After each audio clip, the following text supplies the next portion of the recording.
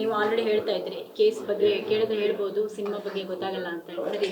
ಇಲ್ಲ ನೋಡಿ, ಆ್ಯಕ್ಚುಲಿ ಇವತ್ತು ನಾನು ಬಂದಿರೋದೇ ತೂಫಾನ್ ಮೂವಿ ಏನು ಗ್ಲಿಮ್ಸ್ ರಿಲೀಸ್ ಇತ್ತು ಅದಕ್ಕೆ ಬಂದಿದ್ದೆ.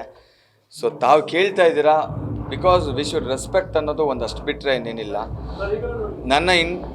ನನ್ನ ಇಂಟೆನ್ಷನ್ನು ಇವತ್ತು ಬಂದಿರೋ ತೂಫಾನ್ ಮೂವಿನ ದಯವಿಟ್ಟು ಎಲ್ಲರೂ ಚೆನ್ನಾಗಿ ಅದು ನೋಡಿ ಆ ಯಂಗ್ಸ್ಟರ್ಸ್ಗಳನ್ನ ಚೆನ್ನಾಗಿ ಬೆಳೆಸಿ, ನಮ್ಮ ರೋಷನ್ ಹೀರೋ ಆ್ಯಂಡ್ ಅನುಷಾ ರೈ ಏನು ಮಾಡಿದ್ದಾರೆ, ಜೊತೆ ಡೈರೆಕ್ಟ್ರ್ ಎಲ್ಲ ಹೊಸ ಪ್ರೊಡ್ಯೂಸರ್, ಅವ್ರಿಗೆ ದಯವಿಟ್ಟು ಸಪೋರ್ಟ್ ಮಾಡಿ ಅಂತ ಈ ಮುಖಾಂತರ ಕೂಡ ಕೇಳ್ಕೊಳ್ತೀನಿ.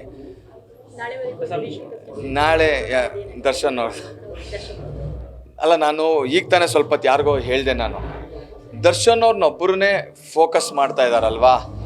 ನಾವು ಯೋಚನೆ ಮಾಡಿ, ಒಂದು ಸಲ ಯೋಚನೆ ಮಾಡಿ, ದರ್ಶನ್ ಅವರು ಒಬ್ಬರೇ ಆ ಕೇಸಲ್ಲಿಲ್ಲ, 19 ಜನ ಹುಡುಗರಿದ್ದಾರೆ, 19 ಜನ ಇದ್ದಾರೆ.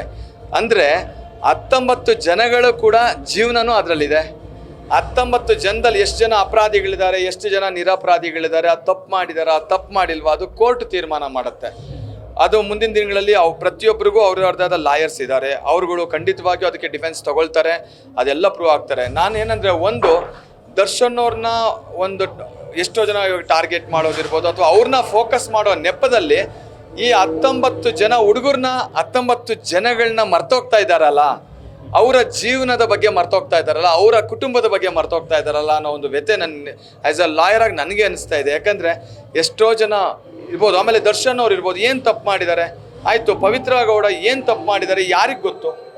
ನಾವು ಯಾರೂ ಕೂಡ ಕಣ್ಣಲ್ಲಿ ನೋಡಿಲ್ಲ, ನಾವು ಯಾರೂ ಬರೀ ಹಿಯರ್ಸೆ ಮಾಧ್ಯಮಗಳ ಮುಖಾಂತರ ಕೇಳಿರೋದು. ಆ್ಯಸ್ ಅ ಲಾಯರ್ ಆಗಿ ಆ ಕೇಸಲ್ಲಿ ನಾನು ಅವ್ರುಗಳಿಗೆ ವಕಾಲತ್ತು ವಹಿಸಿ ನಾನೇ ಕೇಸ್ ಡಿಫೆನ್ಸ್ ಮಾಡೋಕ್ಕೆ ಎಲ್ಲ ಡಾಕ್ಯುಮೆಂಟ್ಸ್ ಇಟ್ಕೊಂಡು ನಾನು ಏನು ನೋಡ್ತಾ ಇದ್ದೀನಿ, ಅದ್ರ ಪ್ರಕಾರ ನನಗೇ ಗೊತ್ತಿಲ್ಲ ಅಷ್ಟೊಂದು ಇನ್ಫಾರ್ಮೇಷನ್ ಇವಾಗ ಮಾಧ್ಯಮಗಳಲ್ಲಿ ಬರುತ್ತೆ. ಹಾಗೆ ಹೀಗೆ ಅವ್ರು ಹಾಗೆ ಹೀಗೆ ದರ್ಶನ್ ಅವರು ಹಾಗೆ ಮಾಡಿದ್ದಾರೆ ಹೀಗೆ ಮಾಡಿದ್ದಾರೆ ಅಂತ, ಅದೆಲ್ಲ ಮಾಡಿದ್ದಾರೆ ಅಂತ ನಾವು ಜಸ್ಟ್ ಮಾಧ್ಯಮಗಳ ಮುಖಾಂತರ ಬರೋದು ಅಷ್ಟೇ ಸತ್ಯ ಆಗಿರೋದಿಲ್ಲ. ಯಾಕಂದರೆ ಅವ್ರಿಗೆ ಅವ್ರದ್ದೇ ಆದ ಸೋರ್ಸಲ್ಲಿ ಬಂದಿರತಕ್ಕಂಥದ್ದನ್ನು ಅವ್ರು ತೋರಿಸ್ತಾರೆ, ಅವ್ರ ಧರ್ಮ ಅವ್ರ ಕರ್ತವ್ಯ. But that is not A truth. ಅದು ಅವ್ರಿಗೆ ಒಂಥರ ಕೇಳಿ ಹಿಯರ್ಸೆಯಿಂದ ಅವ್ರಿಗೂ ಬಂದಿರತಕ್ಕಂಥದ್ದೇ ಅಲ್ವಾ, ಅದು ಎಷ್ಟು ಮಟ್ಟಿಗೆ ಸತ್ಯ ಆಗಿರ್ತದೆ, ಡಾಕ್ಯುಮೆಂಟ್ಸ್ ಅಷ್ಟೇ ಸತ್ಯ. ನ್ಯೂಸ್ ಫಸ್ಟ್ ನಿರ್ಭೀತಿಯಿಂದ ನಿಮ್ಮ ಪರವಾಗಿ.